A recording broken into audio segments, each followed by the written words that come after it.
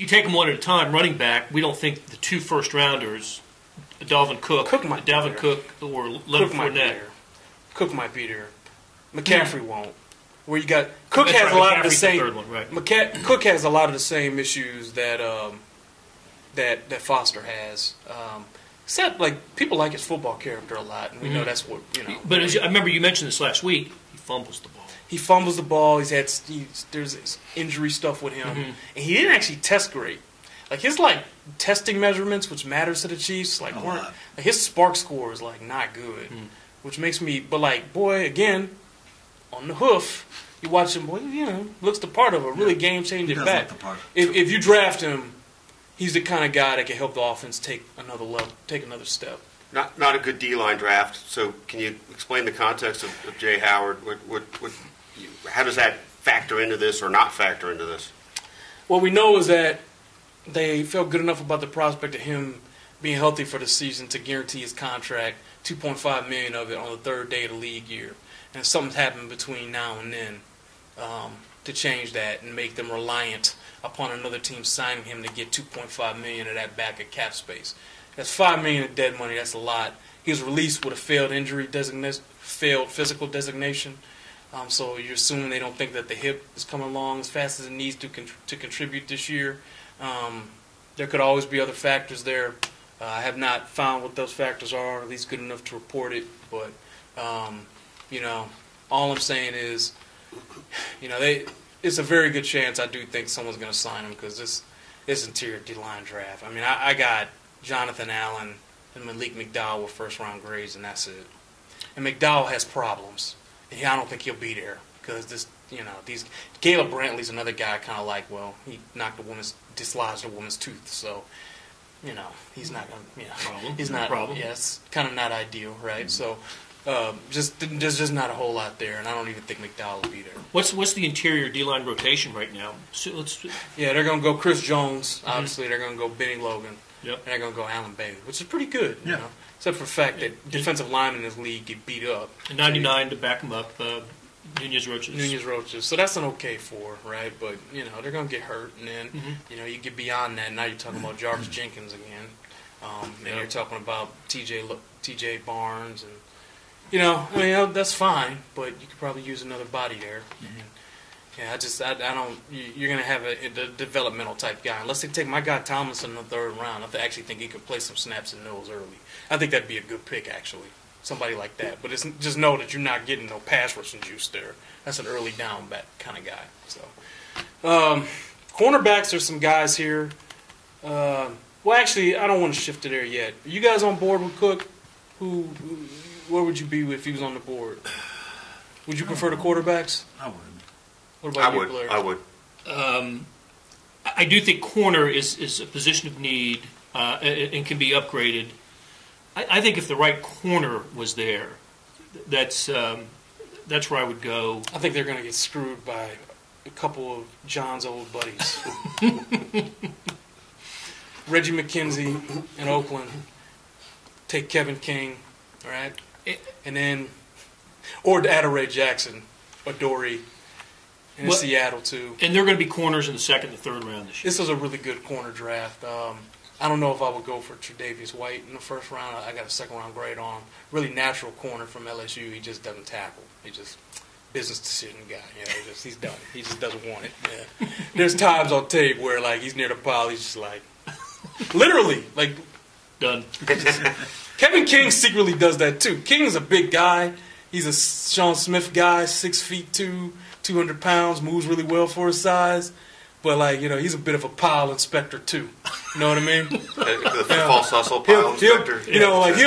He'll throw his body around when it's a one-on-one shot with the running back, and he can celebrate it and look good. But when there's big men around and bodies, he's done. You guys got this. You got this. Yeah, there's some pile inspector in him. Oh, mercy. Mind you, I got late 1st round grades on those guys, but there's corners. This is a really good corner draft, though. You could get somebody like Shaq Griffin in the 3rd round who tests really well. There's guys I think they can, or Sidney Jones, redshirt him. If you believe in Terrence Mitchell, redshirt him, see what happens. So, How would you guys feel with the prospect of a corner? Are you guys okay with that? I know you are, Blair. Yeah, what about Never you? go wrong with a corner. In the first round? I'm okay with it because I think If you you're think that's the place they might have the chance for the most impact this year. Last time they did it Right. with their first Yeah. pick, worked out pretty well. You can't have enough of those guys. That's always a position, you know. Edge rusher is a they're going to take one early. They usually, Maybe not in the first round because if everything goes right, the guy ain't going to play. I mean, Tamba, it'd be a mutiny. You know, he can't play above Tamba. And then D4 needs the snaps because you got to decide what you're going to do with that, with him.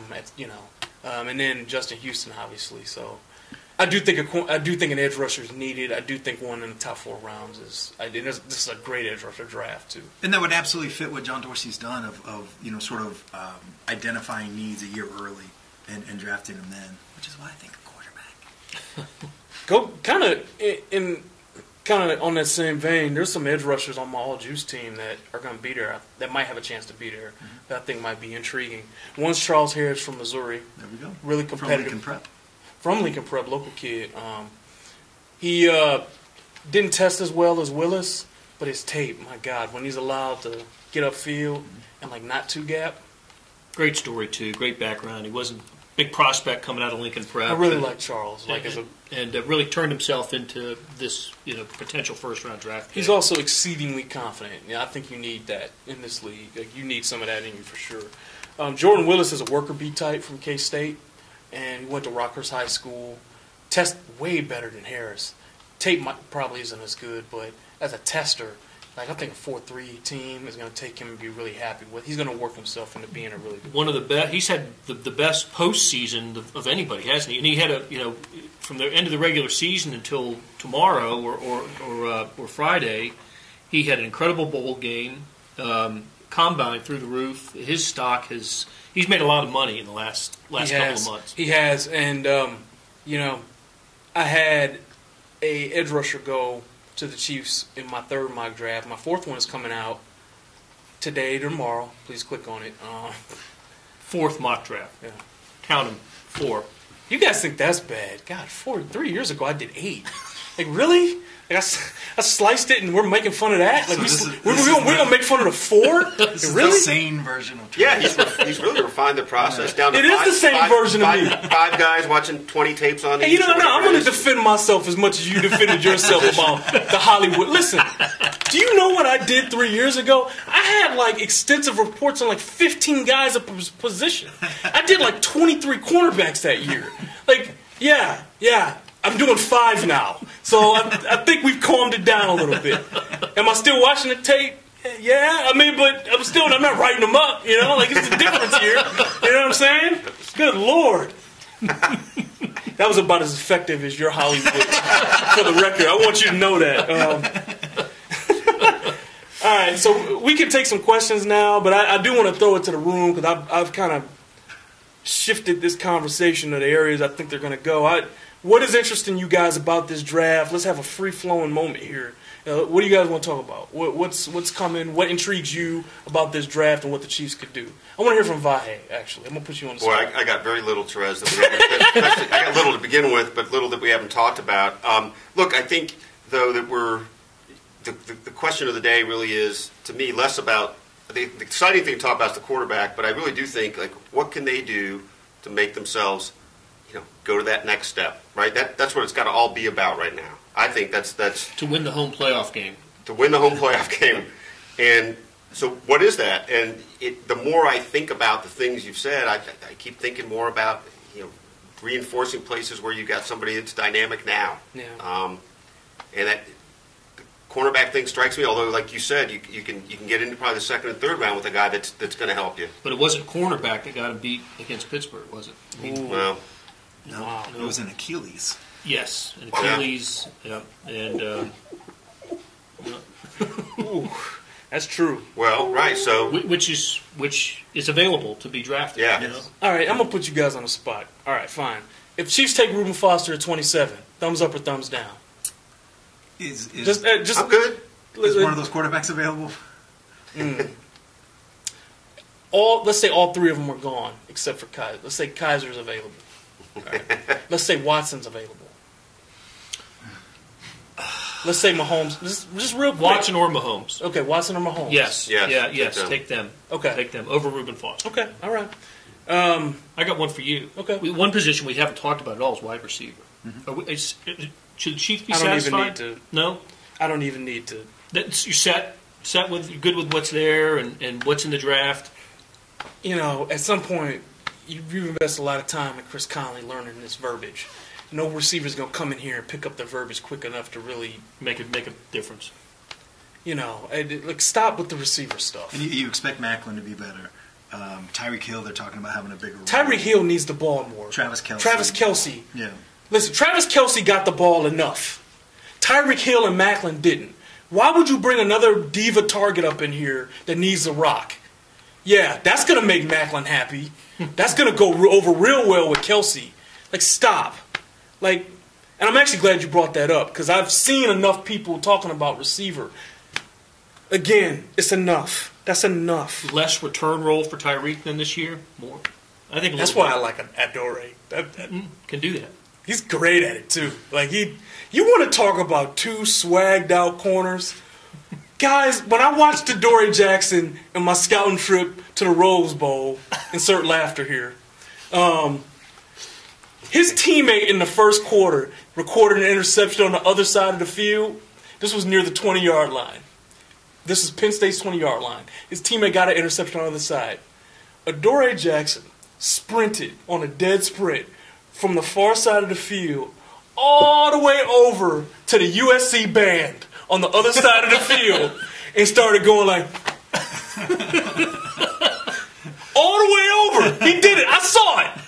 And that's the value actually going to the games and watching players specifically because you can see how they interact with teammates, right? I was watching Kaya, right? Kaya got the respect of his teammates. I like the way Kaya really handled himself when they got down early.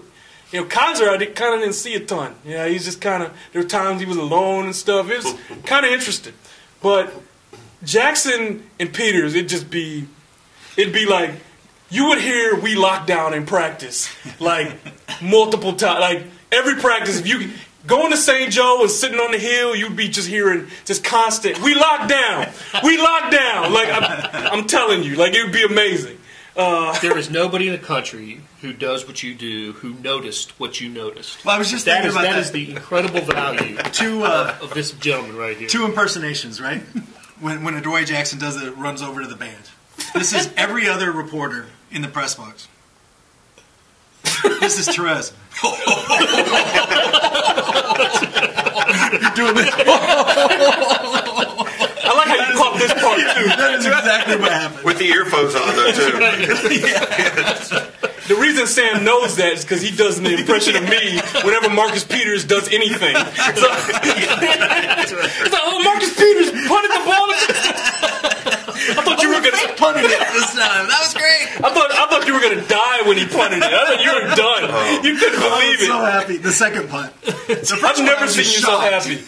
Sam was as happy about the Marcus Peters punt as I was about Alvin Kamara last week. That was special. That was special. He's not even all juice, and I like the guy. The first punt, of course, nobody was expecting that. Yes. I mean, nobody ever done that. It happened in the end zone, too. It was the end zone. Yeah, so, we're kind of blocked from some of that, but the second one. Oh, man. Everybody saw that. That was beauty. And then the flag came out, and it was a 15-yard penalty because it was going to push him out of field goal, but a 5-yard penalty? Yeah. For doing that? Yeah. Really? The runner-up was Marcus Peters playing mom to Kelvin Benjamin and taking it from him. Yes. He's like, I just took it from him. You know how you go to the store and your mom say, you can't have it? That's what I did. I just took it from him. That was one of the greatest plays I ever seen.